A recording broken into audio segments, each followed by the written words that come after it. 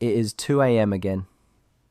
The room is dark, but your mind is loud. You look at your phone one more time, even though you already know there is no new message, no explanation, no small sign that says, "Hey, I still care." And that silence starts playing tricks on you. It makes you question the connection. It makes you question your last text. Then it makes you question yourself.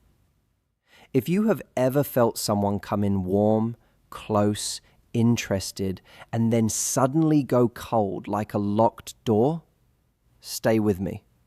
Because what I'm about to say can change the way you see this forever. This is not about chasing harder, not about sending the perfect text, not about acting like you do not care. It is deeper than that. There is a pattern happening underneath the surface, and once you see it, you cannot unsee it. The person pulling away may not be losing feelings the way you think. In many cases, they are reacting to closeness like it is pressure, even when the closeness is love. And the move that changes everything is not louder effort. It is a different energy, a calmer one, a stronger one that makes them feel your absence without feeling your force. So before you send another long message, before you ask one more time what changed, before you try to prove your value to someone who already felt it, hear this whole thing. Because the answer is not where most people look. And the moment you understand it, your power comes back fast. Loving someone with avoidant patterns can feel like standing outside a house with all the lights on, seeing movement inside, knowing they are there, knowing they feel something too. But every time you knock, the door opens for 1 second and then closes again. That is what hurts so much. It is not total rejection. If it were, you could grieve and move on. It is the almost, the warmth followed by distance, the closeness followed by confusion, the feeling that they want you but cannot stay steady with you. And here is the truth many people miss. Avoidant people are not empty. They are often full of feeling, but they learned very early that deep connection can cost them peace, freedom, or even their sense of self. Somewhere inside, closeness got linked with pressure. Need got linked with danger. Love got linked with losing control. So now their body reacts before their words do. Their nervous system says, back up, even while another part of them quietly says, please do not leave. That is why their behavior can look so mixed. One day they lean in, the next day they vanish. One moment they open up, the next moment they act like nothing happened. It is painful, yes, but it is also patterned. And once you understand the pattern, you stop taking every move as a final answer about your worth. That shift matters a lot. Because the more personal you make their withdrawal, the more desperate your energy becomes.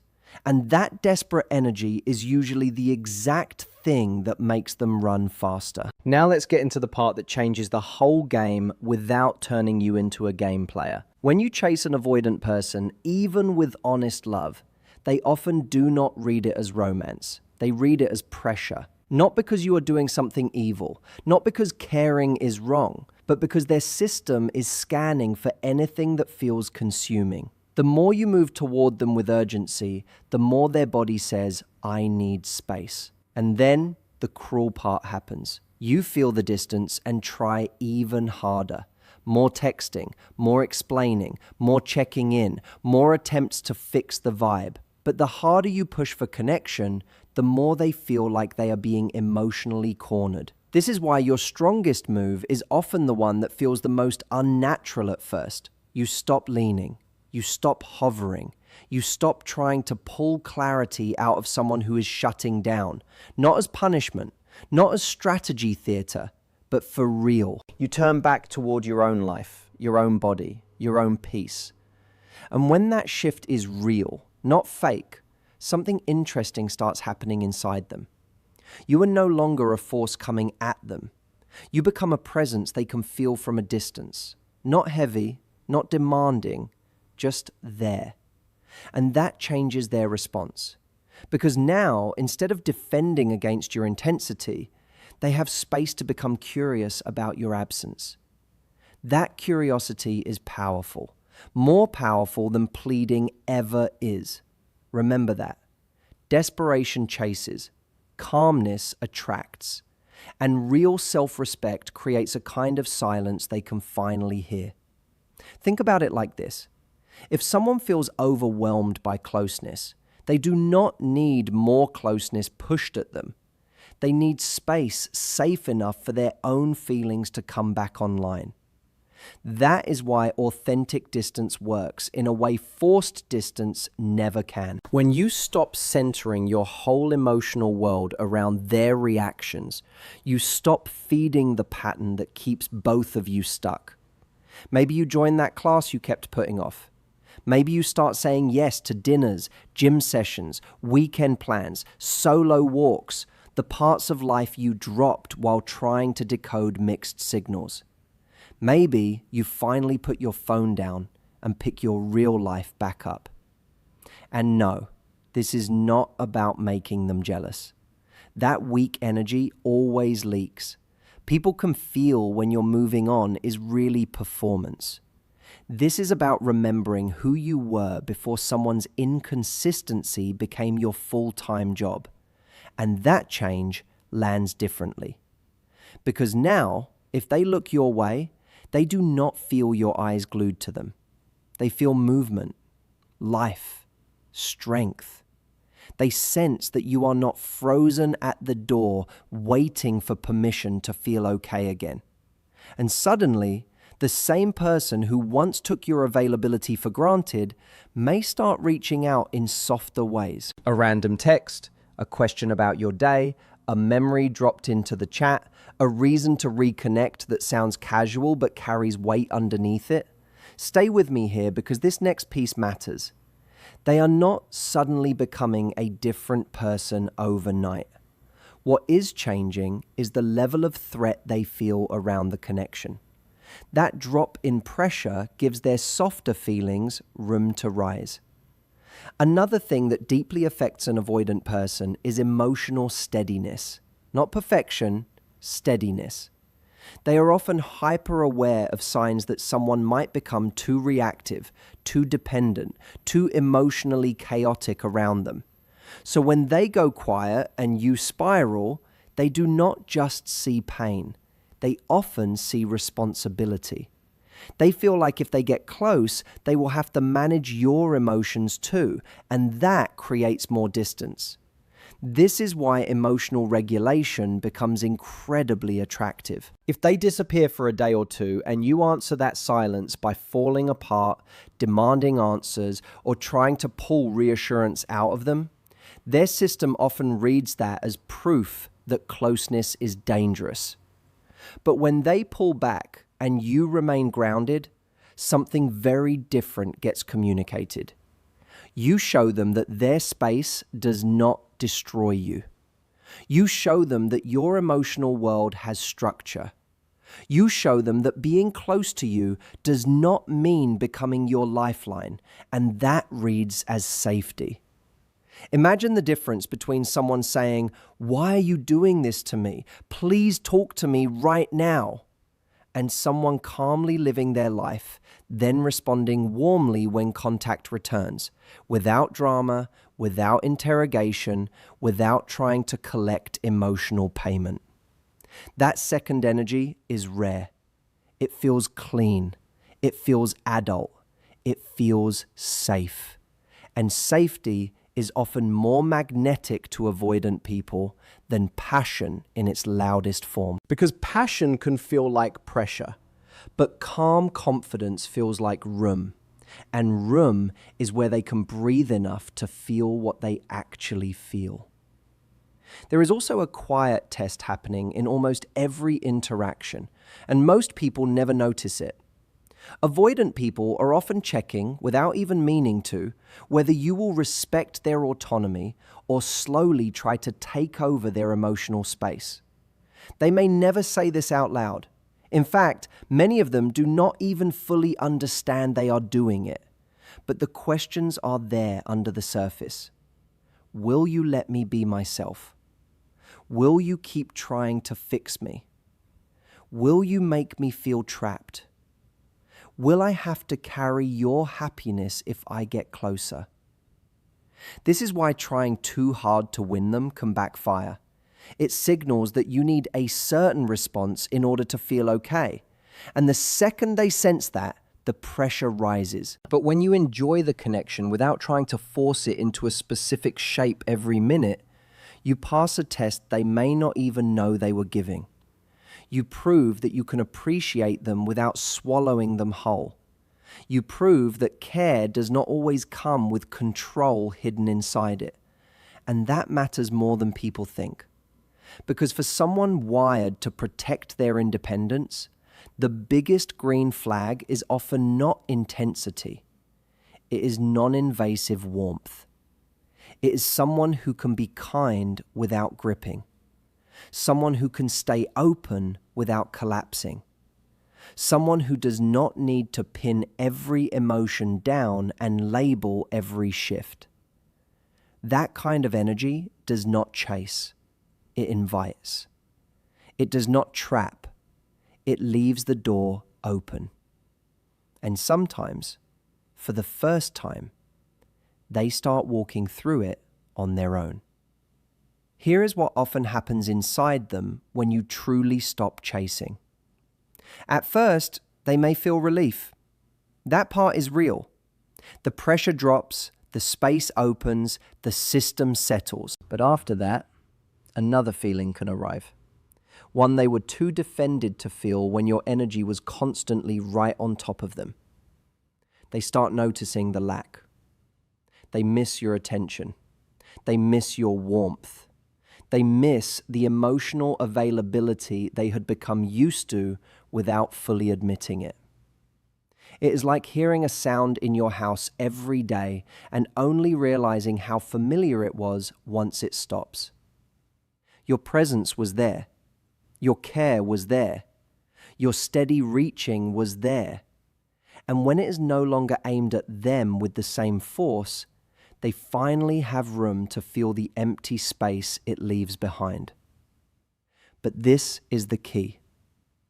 Absence feels less threatening to them than pressure. They can explore absence. They can get curious about distance. They can move toward avoid more easily than they can move toward intensity. So they begin to wonder. They replay moments.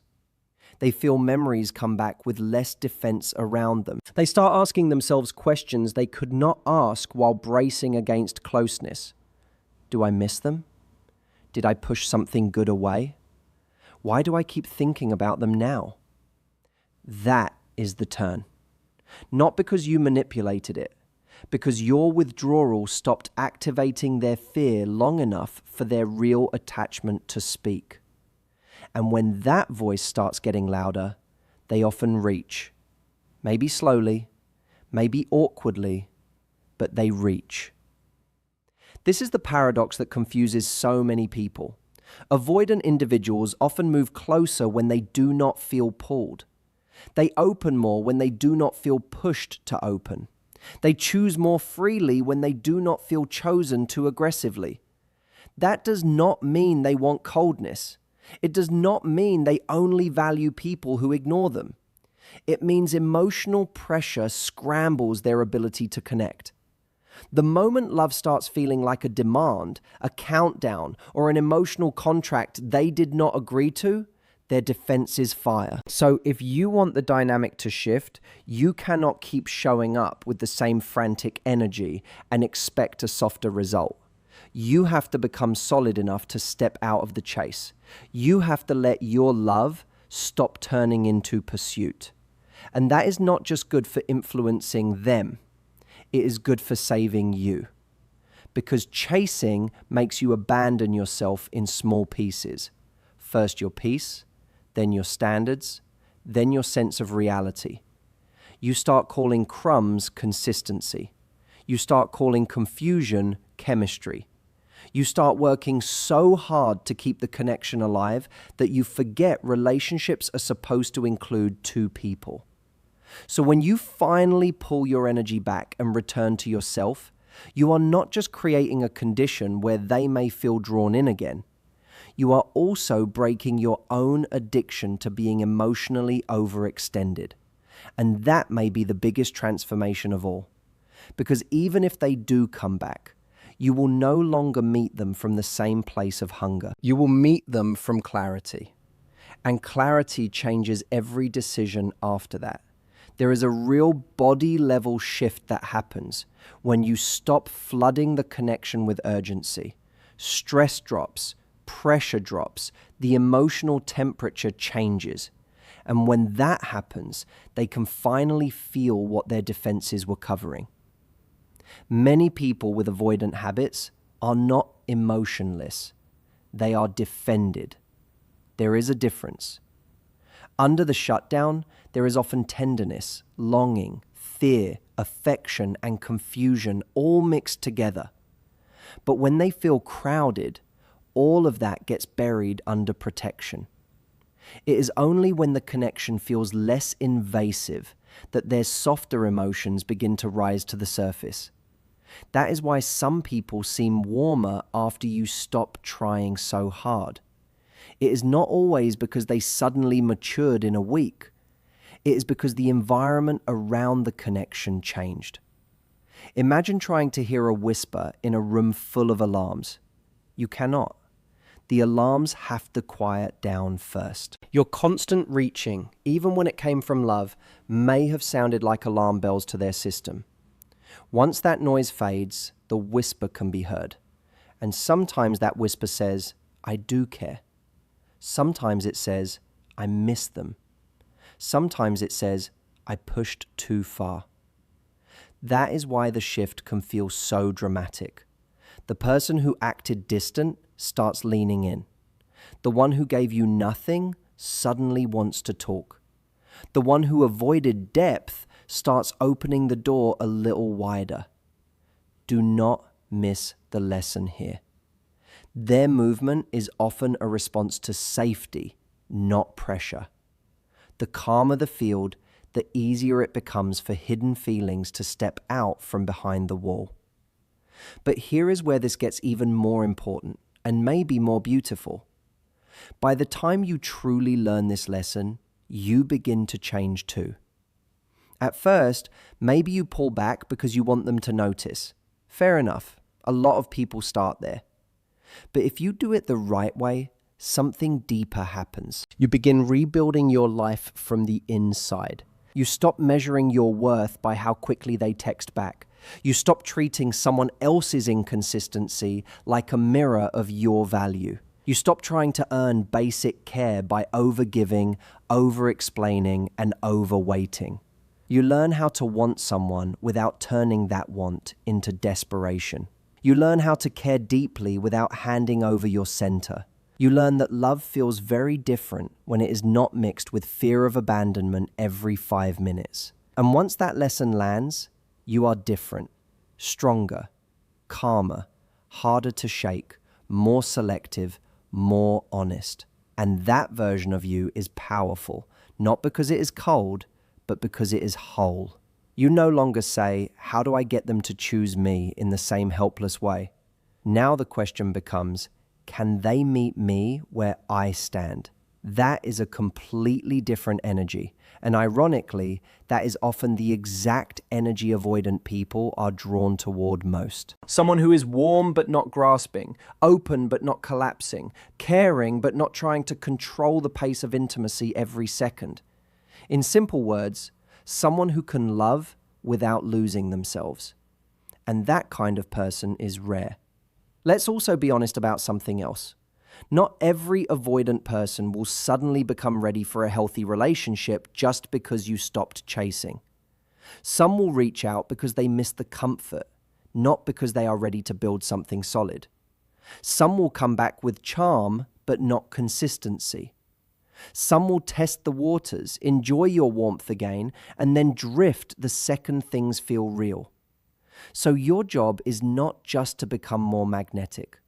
Your job is to become more discerning. When they return, do not get so excited that you forget to watch the pattern. Are they only close when it is easy? Do they communicate better or just reappear better? Are they offering real effort or just enough to restart your hope? This matters because your growth is not meant to make you easier to access. It is meant to make you harder to confuse. The new version of you does not instantly hand over full emotional access because someone came back with better timing and softer words. The new version observes. The new version listens to actions. The new version knows that chemistry without consistency still hurts. So if they come forward, great, let them. But make sure they are not just chasing your distance while still fearing your closeness. There has to be substance now. There has to be accountability. There has to be a real willingness to stay present when things become emotionally real. Otherwise, the cycle just gets prettier, not healthier. And prettier cycles still break your heart. Do not forget that just because the energy improves, if you are in the middle of this right now, if someone has gone cold and you can feel yourself wanting to reach, explain, fix, beg, decode, breathe for a second and hear me clearly. You do not need to shrink your needs to keep someone comfortable. You do not need to become less loving to seem less threatening. What you need is direction. Your energy has to return to you right now, not next week, not after one more check-in text, right now. Put your attention back on your body, your work, your sleep, your friendships, your joy, your plans, your purpose. Let your life become full again. Let your days stop revolving around their silence. Let your confidence be built by things they cannot give and cannot take away. Because once that starts happening, two things become true at the same time. First, they are more likely to feel the space and move towards you on their own. Second, if they do not, you will still be rising instead of breaking. That is the win no matter what happens. And that is why this is not a trick. It is a return to your center, a return to your standards, a return to the version of you that knows love should not feel like constant emotional guessing. Keep watching because this last part may be the one that stays with you the longest. The chase ends the moment you remember that being wanted is not something you are supposed to beg for. The strangest irony in all of this is that when you finally stop needing them to chase you, that is often when they start to. Because you are no longer coming from lack, you are no longer asking them to fill the parts of you that you abandoned while trying to hold the connection together. You become grounded.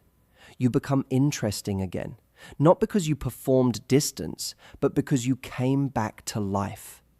Your energy says, I can love you, but I can also live without dragging you behind me. And that hits differently. It feels light. It feels attractive. It feels safe. They sense that you are not trying to trap them in a role, not trying to force a pace, not trying to pull something out of them every second. And from that place, real attraction has room to breathe. Real curiosity wakes up. Real effort becomes possible.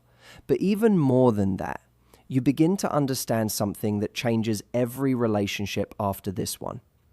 The right person will not need to be chased into treating you well. The right person will not make consistency feel like a reward you have to earn through suffering.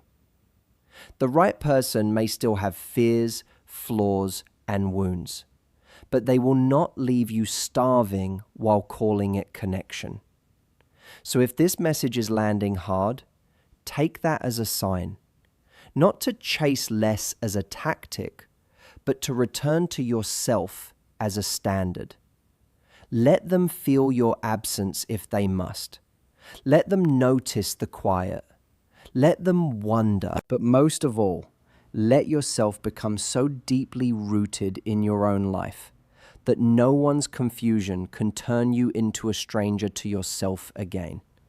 That is the real shift. That is the real power. And that is what changes everything.